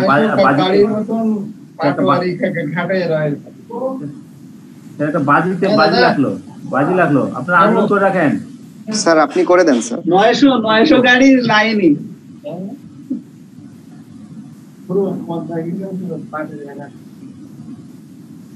এখন তারা ওই খেলাতে যারা এটা বাজি ধরলো যে তারা দুজনে তো মানে একজন যদি জিতে বলতেছে এই প্লেয়ার মানে অর্থাৎ এখানে বলতেছে একটা প্লেয়ার সে মানে ভালো করবে বা 50 করবে বা যাই করবে, ম্যান অফ দ্য ম্যাচ হবে, আরেকটা প্লেয়ার আরেকজন বলতেছে না সে পারবে না। এরকম করে দুজন যে কোনো খেলাতে যে কোনো ভাবে যে কোনো নাম দিয়ে বাজি হতে পারে। সেই ক্ষেত্রে বলছে যে হ্যাঁ যদি হয় তাহলে আমি 50,000 টাকা দিব, আরেকজন বলতেছে যা ঠিক আছে যদি না হয় তাহলে আমি 50,000 টাকা দিই, 1 লাখ টাকা দিব, অথবা আমি 50,000 টাকা দিব। হ্যাঁ, এই ক্ষেত্রে তাহলে বললো যে আচ্ছা 5 সাক্ষী রাখেন, হ্যাঁ তো আমরা লিখিত নিলাম, হ্যাঁ যদি খেলা না হয় যদি জিতে সেলে ক্ষেত্রে আমরা এইরকম হবে। সেই ক্ষেত্রে আপনাকে বলা হচ্ছে যেহেতু যখন জিতলো, যখন খেলা শেষ হলো তাহলে একটা রেজাল্ট তো আসবেই, কারো পক্ষে অথবা বিপক্ষে, যেটাই আসলো আসার পরে কি বললো যে টাকাটা দিতে হবে, যে বাজিটা দিতে হবে হারছে, সে বলতেছে না আমি এটা দিব না, আমি এটা দিব না। হ্যাঁ, এখন যদি না দেয় এবং যে এটা জিতলো সে তো এটা নিয়ে টাকাটা জন্য সে পাগল হয়ে গেল, সে তখন আপনার কাছে একটা অ্যাডভাইস চাইতেছে যে সে এখন কি করতে পারে, আইনত সে কি নিতে পারে। এই যে কথাটাই এখানে বলা হচ্ছে, advise Habib considering essential features of contract, কন্ট্রাক্টের এসেনশিয়াল ফিচার যে আপনি তাকে এখন অ্যাডভাইস করেন সে কি করতে পারে, সে 50,000 টাকা সে দিবে কি দিবে না, তার কাছ থেকে আইনত কোনো কিছু পাবে কি পাবে না। অথবা তাদের পরবর্তীতে আরেকটা কোশ্চেন করছে যে এখন আপনি কি এই ব্যাপারে কোনো কিছু জানেন কিনা, ভয়েড অ্যাপ ইনিশিউ বলতে কি বুঝেন। হ্যাঁ, এখন এটার যে ফিচার রেফারেন্স দিয়ে আপনি কথাটা বলেন। এই ছিল মোটামুটি এটার আনসার কোশ্চেন। এখন এটার আনসারটা কি হবে আপনারা দুই একজন বলেন।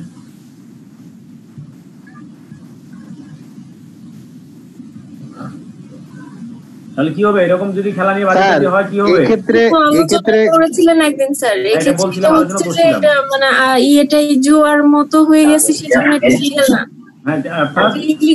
প্রথমে sir intention to create legal right, legal relationship না এটা, এজন্য এটা শুরুতেই বাতিল হয়ে যাবে। শেষ, তাহলে এটা আমরা আলোচনা করলাম না, এটা আমরা হয়ে গেল। প্রথমে হচ্ছে যে আপনার এরকম কোনো যদি কোশ্চেন আসে, ঠিক আছে, যদি বাজি রিলেটেড অথবা আপনার কোনো মানে যেগুলার কোনো ইয়ে থাকে না, লিগ্যাল কনসিডারেশন থাকে না, সেই ক্ষেত্রে প্রথমে হচ্ছে ওই ফিচারের জন্য আপনি কন্ট্রাক্টের যে 6টা ফিচার আমরা করছি, ওই ফিচারগুলো আমরা বলবো, ওই ফিচারের ভিতরে কোন কোন ফিচারগুলো এটা এলাও করে না, এই জন্য সে একটা ভয়েড হয়ে।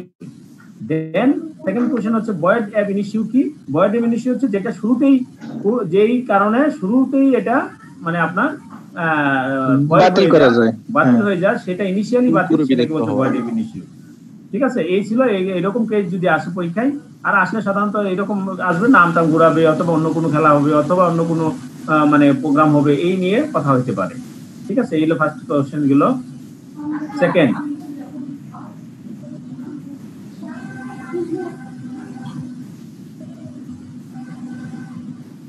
সেকেন্ড বললো write the legal status of the following cases giving appropriate argument in favor of your answer. Mr. A entered into an agreement with his wife. Mr. মানে একজন এক লোক তার স্ত্রীকে সে একটা হাউস দিবে, বাসা দিবে, একটা ফ্ল্যাট দিয়ে দিবে অথবা তার নামে দিবে উইথাউট পারচেজ কনসিডারেশন, কিন্তু পরবর্তীতে সেটা রিফিউজ করলো, সেটা দিল না, রিফিউজ করে সে রেজিস্টার করলো না। রেজিস্টার না করলে কিন্তু হয় না, রেজিস্টার করে যদি করে দিয়ে দিত তাহলে উইথাউট কনসিডারেশন ছাড়া সেটা হইতে পারে এগ্রিমেন্ট, কিন্তু সে যেহেতু রেজিস্টার করে না, রিফিউজ করে দিল, এই জন্য পরবর্তীতে তার ওয়াইফ তার নামে কি করলো, মামলা দায়ের করলো হাজবেন্ডের নামে, এবং নট কেন তার অনার করা হলো না, তাকে কেন এই রেজিস্টার করে দেওয়া হলো না। ঠিক আছে, সেক্ষেত্রে লিগ্যাল কনসিকুয়েন্সটা কি আপনারা এটা বলবেন। নেক্সট হচ্ছে মিস্টার উইলিয়াম সে একজন মানে বাড়ির মালিক আর ভাড়াটিয়া এগ্রিমেন্ট করলো, বাড়ির ভাড়া হলো মাসে 75,000 টাকা। হ্যাঁ, বাড়ির মালিক চিন্তা করলো আরে 75,000 টাকা যদি আমি ভাড়া নেই তাহলে এটা ট্যাক্স দিতে হবে। সেই ট্যাক্সটা যখন ফাঁকি দেওয়ার জন্য সে ওই ভাড়াটির সাথে দুইটা চুক্তি করলো, একটা হলো 25,000 টাকার একটা ভাড়া, আরেকটা চুক্তি করলো সেটা আলাদা একটা এগ্রিমেন্টে, সেটা 50,000 টাকা ভাড়া। সে কি করবে, বাড়ির মালিক সে শুধু 25,000 টাকা ভাড়া দেখাবে এবং এই 25,000 টাকার ট্যাক্স দিবে। এই পারপাসে সে তার মানে ভাড়াটিয়ার সাথে এগ্রিমেন্ট করলো। এখন ভাড়াটিয়া কি করলো, 6 মাস এইভাবে ভাড়া দিল সঠিকভাবেই, পরবর্তীতে সে আমি 50,000 টাকা দিব না, কারণ সে জেনে বলছে যে না এই যদি হয় তাহলে আমি 50,000 না দিলে সে আমার কিছু করতে পারবে না। সে বললো যে না আমি 50,000 টাকা দিব না।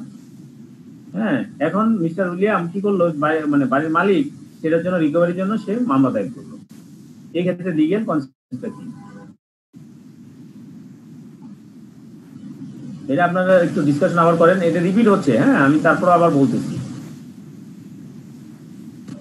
বলেন এই ক্ষেত্রে কি হবে, এ এবং বি দুইটার ক্ষেত্রে এ প্রথম বলেন কোন লিগ্যাল কনসিকুয়েন্স কি হবে?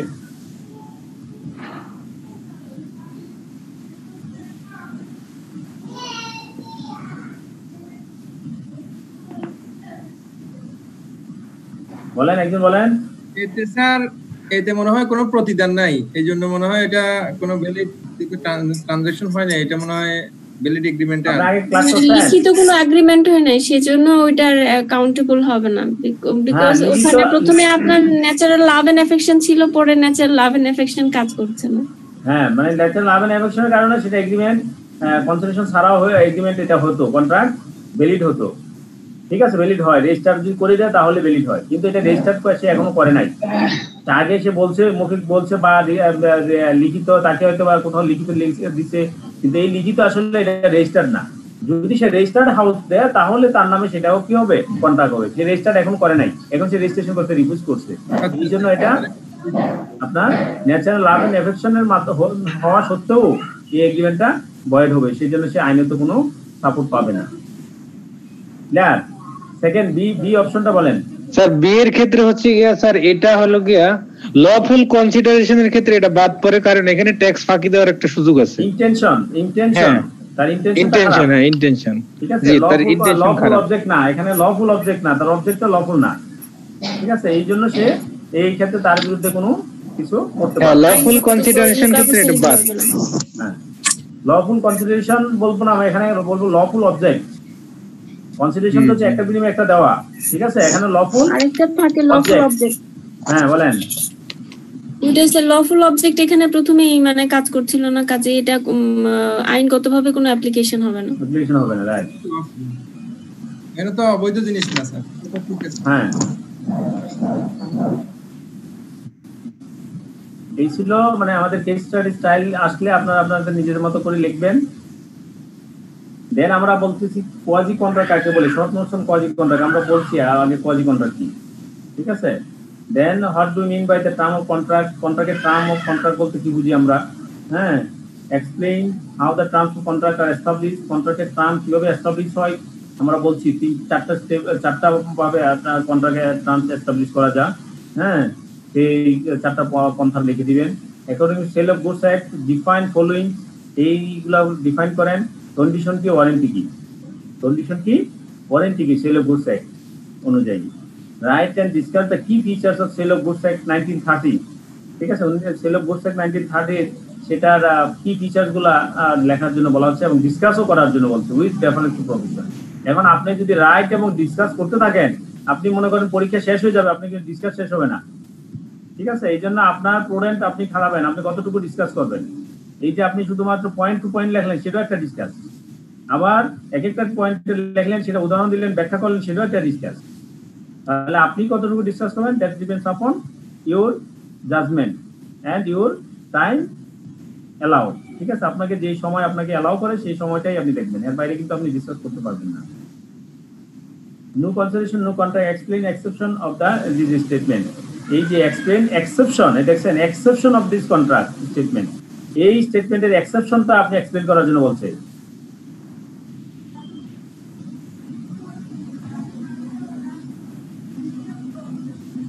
আপনাদেরকে আসলে ফুললি যদি আমি আনমিউটে সুযোগ দিই তখন আপনারা সঠিকভাবে থাকেন না, বারবার আমার মিট করতে। এখন বলেন এখান থেকে কি হচ্ছে, কোয়াজি কন্ট্রাক্ট কি শর্ট নোটস লিখতে পারবেন?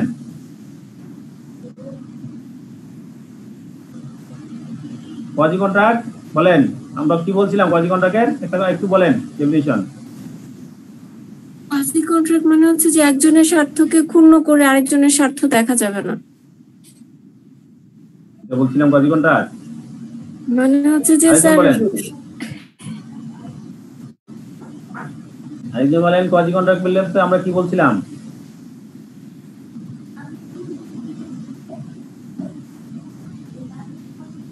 আসাদ কি বলেন, আপনি বলেন, হ্যান্ড রেজ করছেন।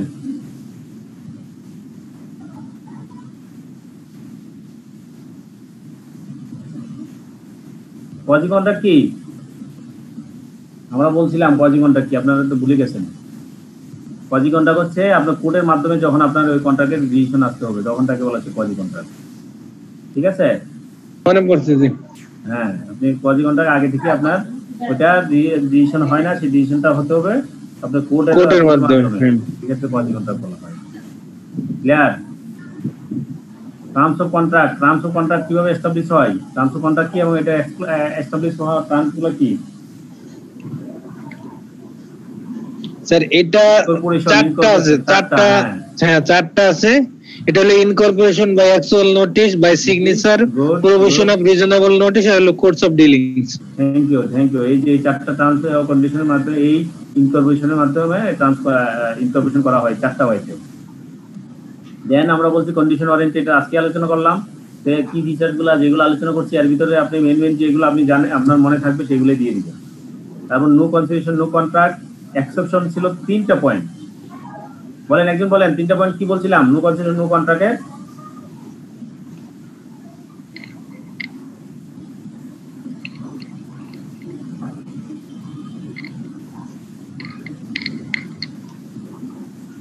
No consideration, no contract, exception কি কি ছিল? কনসিডারেশন ছাড়াও কন্ট্রাক্ট হয়। এক্সেপশন ছিল স্যার যে লাভ এন্ড এফেকশন ছিল। Natural love and affection, love and affection হবে না কিন্তু ন্যাচারাল লাভ এন্ড এফেকশন হবে। হ্যাঁ, ন্যাচারাল লাভ এন্ড এফেকশন। আমি আপনাকে ভালোবাসি এই জন্য আপনাকে আমি দিয়ে দিলে হবে না ভাই। ন্যাচারাল লাভ এন্ড এফেকশন অর্থাৎ আমি আমার ছেলে মেয়েকে দিতে পারবো, আমি আমার বাবা মাকে দিতে পারবো, হাজবেন্ড ওয়াইফকে দিতে পারবো, ওয়াইফ হাজবেন্ডকে দিতে পারবে। এটা বলা হচ্ছে ন্যাচারাল লাভ এন্ড এফেকশন। হ্যাঁ, দেন ভলান্টারি সার্ভিস যদি কিছু থাকে, যদি ভলান্টারি সার্ভিস অলরেডি প্রোভাইড করে থাকে তাহলে সেই ক্ষেত্রে কনসিডারেশন ছাড়াও যদি একজন আরেকজনকে অথরাইজ করে দেয়। হ্যাঁ, ডেটের ক্ষেত্রে লোন সুদের ক্ষেত্রে যদি এরকম হয় একজন আরেকজনের ক্ষেত্রে অথরাইজ করে দেয় থেকে থার্ড পার্টি যদি একটা পেমেন্ট করে সেক্ষেত্রে নো কনসিডারেশন, নো কন্ট্রাক্ট হবে। ক্লিয়ার? আমরা চলে যাচ্ছি নেক্সট। মিস্টার এ এরকম একটা কি করবে, এটাও আমরা আলোচনা করছিলাম। একটা কোম্পানি, একজন লোক সে পাউডার মানে একটা পণ্য বিদেশ থেকে আনে, ইম্পোর্ট করে। সেই পণ্যটা জন্য সে আবার কি করলো, অ্যাডভান্স কোথাও বিক্রি করে সেখান থেকে কিছু মানে মাল আসার আগেই সে কিছু বুকিং মানি নিছে সে আবার লোকাল একজনের কাছ থেকে। কিন্তু যখন সে মাল পোর্টে আসলো বেস্টে সেটাকে করে সেটাকে বলে দিল যে মাল এটা ব্যান করে দিল, যেটা এই ফুল এই লট নেওয়া যাবে না, এটা গভর্নমেন্টের এই জায়গার দিকে এটা হার্মফুল হলো। সেই ক্ষেত্রে আপনার ক্ষেত্রে মানে যে যার কাছ থেকে যে অ্যাডভান্স টাকাটা নিল বুকিং মানিটা, সেটা কি সে ফেরত পাবে কি পাবে না, রিপে করতে হবে কি হবে না, এই নিয়ে আপনাকে জানতে চাইবেন। এই ক্ষেত্রে বলেন আপনাদের কমেন্ট কি?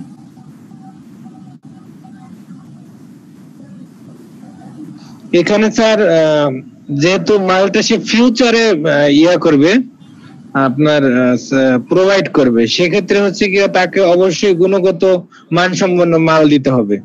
এখন যেহেতু এটা ডিফেক্টিভ মাল এবং বিএসটিআই সেটাকে অনুমোদন দেয়নি, তাহলে তো স্যার সে তার থেকে যে অ্যাডভান্স টাকা নিয়েছে তাহলে তো সে সেটা ফেরত পাবেই। আর কি বলেন? আর অন্য গ্রাউন্ডে কি বলেন?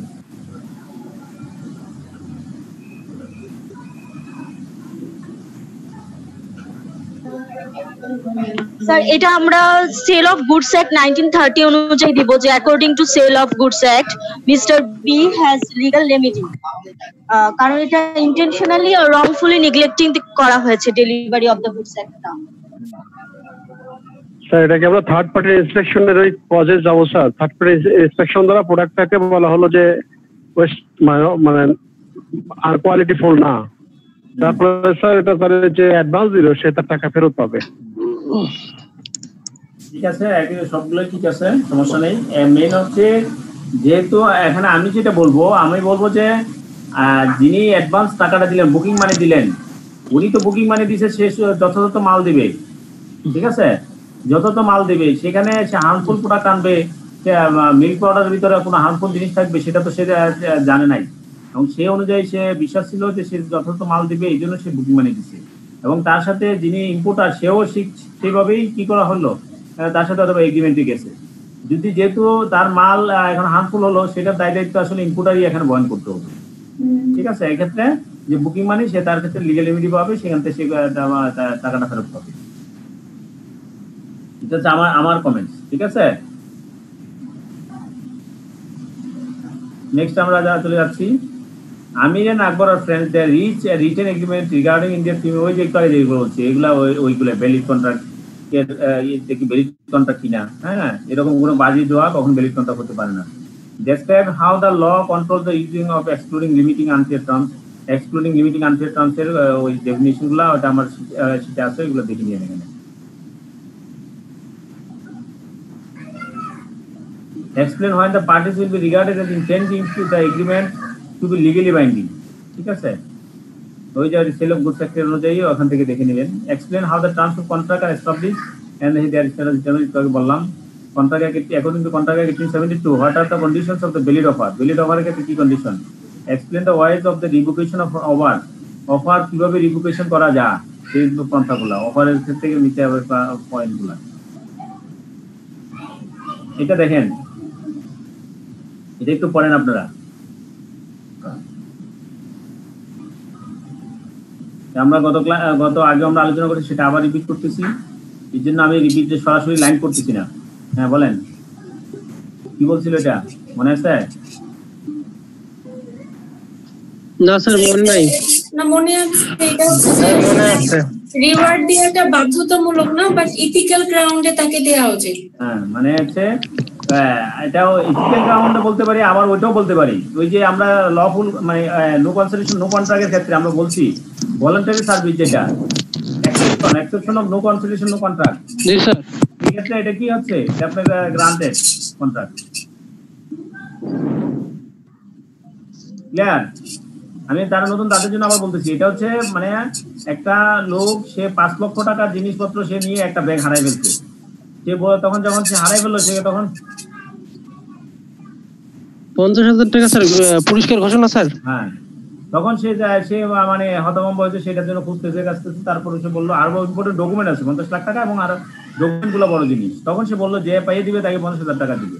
কিন্তু আনফরচুনেটলি কি হলো, সে মানে যে একজন পাইলো সে কিন্তু এই 50,000 টাকা যে ঘোষণা হয়েছে সেটা সে জানতো না।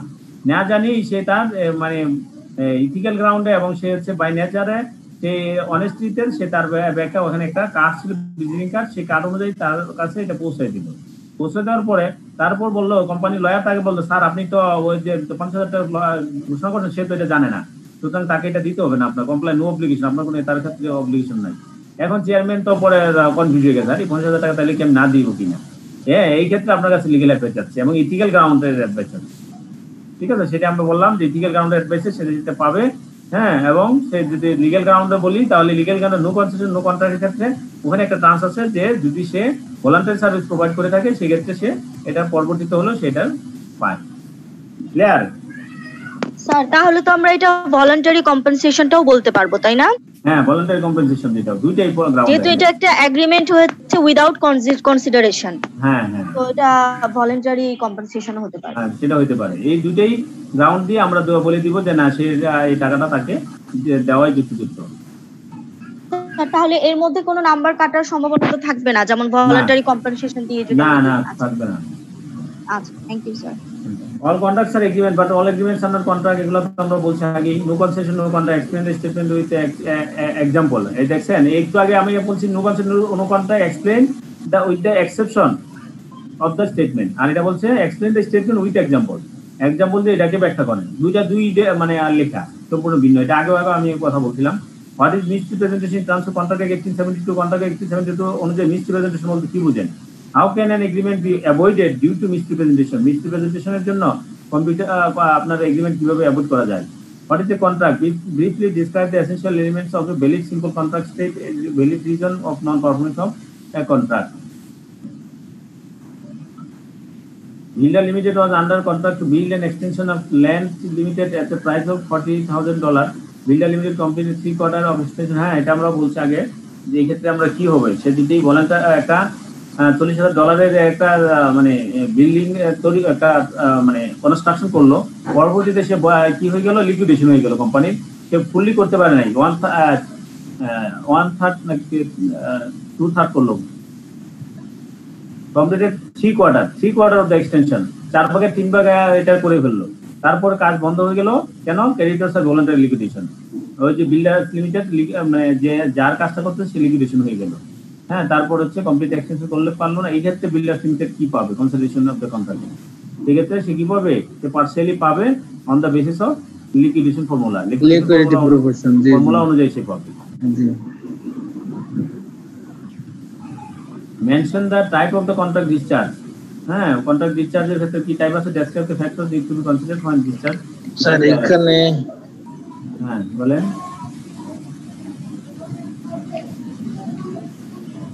স্যার এখানে আছে হলো কি আপনার 4টা ব্রিজ আছে, একটা হলো মাইনর ব্রিজ, আর একটা হলো ম্যাটেরিয়াল ব্রিজ, ফান্ডামেন্টাল ব্রিজ, আর হলো অ্যান্টিসিপেটরি ব্রিজ। ঠিক আছে, এগুলো আমরা তাহলে কন্ট্রাক্ট থেকে দেখে নিবেন আর কি। হ্যাঁ, এই ছিল মোটামুটি আমাদের এই চ্যাপ্টার। এই চ্যাপ্টার একটু বড় চ্যাপ্টার, যেহেতু আমরা একটু সময় দিছি। নেক্সট আমরা পড়বো law of employment. Law of employment অর্থাৎ ওখানে আমরা লেবার লটা পড়বো, মূলত লেবার ল। ঠিক আছে, কালকে স্যার আপনার এই স্লাইড গুলো আমাদেরকে দিয়ে দিলে একটু উপকৃত হতাম স্যার। স্লাইডে উপকৃত হবেন না, স্লাইডের সমস্যা হবে। স্লাইড এর জন্য আমি দিই না স্লাইড দিলে আপনি স্লাইড শুরু শুরু পয়েন্ট, হ্যাঁ আপনি এটা কম্পিউটারে রাখবেন, কম্পিউটারে দেখতে যাবেন। আর চেয়ে ভালো হচ্ছে আপনি ফিজিক্যালি আপনি প্রিন্ট দেওয়ার পরে পড়াশোনা করলে তখন আপনার পড়াশোনা ভালো হয়। এবং আমি আরো যেটার জন্য আমি এগুলো অ্যাভয়েড করি সেটা হচ্ছে আপনি মেইন অ্যাক্ট করেন। আমার স্লাইডে অনেক কিছু ভুলও থাকতে পারে, আমি 2 লাইন নিছি, 1 লাইন নিই নাই, ওই 1 লাইনের জন্য আপনার ব্যাখ্যাটা পড়ে থাকবে। কিন্তু আপনি যখন একটা পড়বেন তখন আপনার চোখে কিন্তু ওইটাও ধরা পড়বে, আমার 2 লাইনের সাথে আরে ওইটাও চোখে ধরা পড়বে। ঠিক আছে, সব জিনিস সব ভালো না। স্যার আমি একটা কথা বলবো স্যার। হ্যাঁ বলেন। স্যার এই সাবজেক্ট রিলেটেড কোন বই পড়া, সহায়ক বই তো আমার জানা মতে তো পড়ার দরকার নাই। Thank you sir. আমি যেসব অ্যাক্ট দিচ্ছি, যা যা দিচ্ছি, শীট দিচ্ছি, সেগুলোই পড়বেন। হ্যাঁ, তাইলে তো আমার মনে হয় যে সহায়ক বইয়ের কাজ হয়ে যাবে।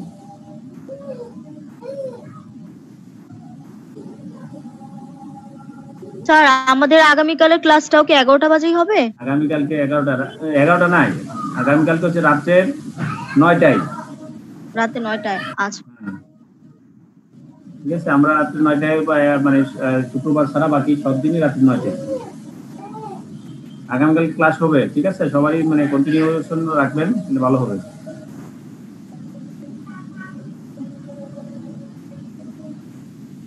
ঠিক আছে, তাহলে আর কারো কোনো কথা থাকলে বলতে পারেন, নাহলে আমি শেষ করবো, ক্লোজ করবো।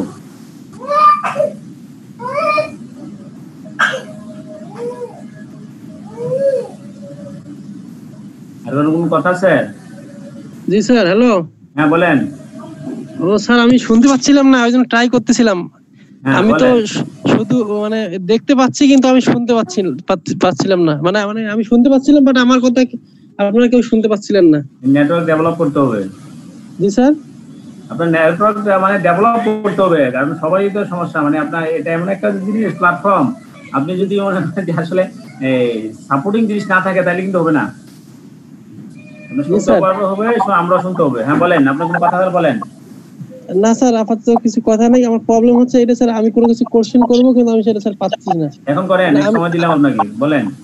আচ্ছা স্যার, আমি কিছু বললে এটা ওখান থেকে শোনা যায় না। আমি যে মাঝে মাঝে কিছু বুঝি না, আমি জিজ্ঞেস করব কিন্তু আমি বলি, কিন্তু জাস্ট আপনার ওখান থেকে রেসপন্সটা আসে না। মানে আমার কথাটাই আপনারা হয়তো ওখান থেকে শুনতে পাচ্ছেন না স্যার।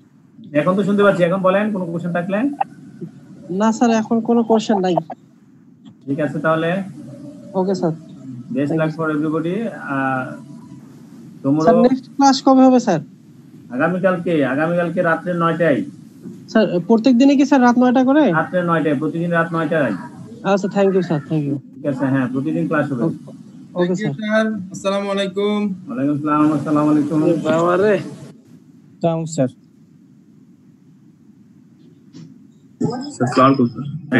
ঠিক আছে, ভালো থাকেন। আমি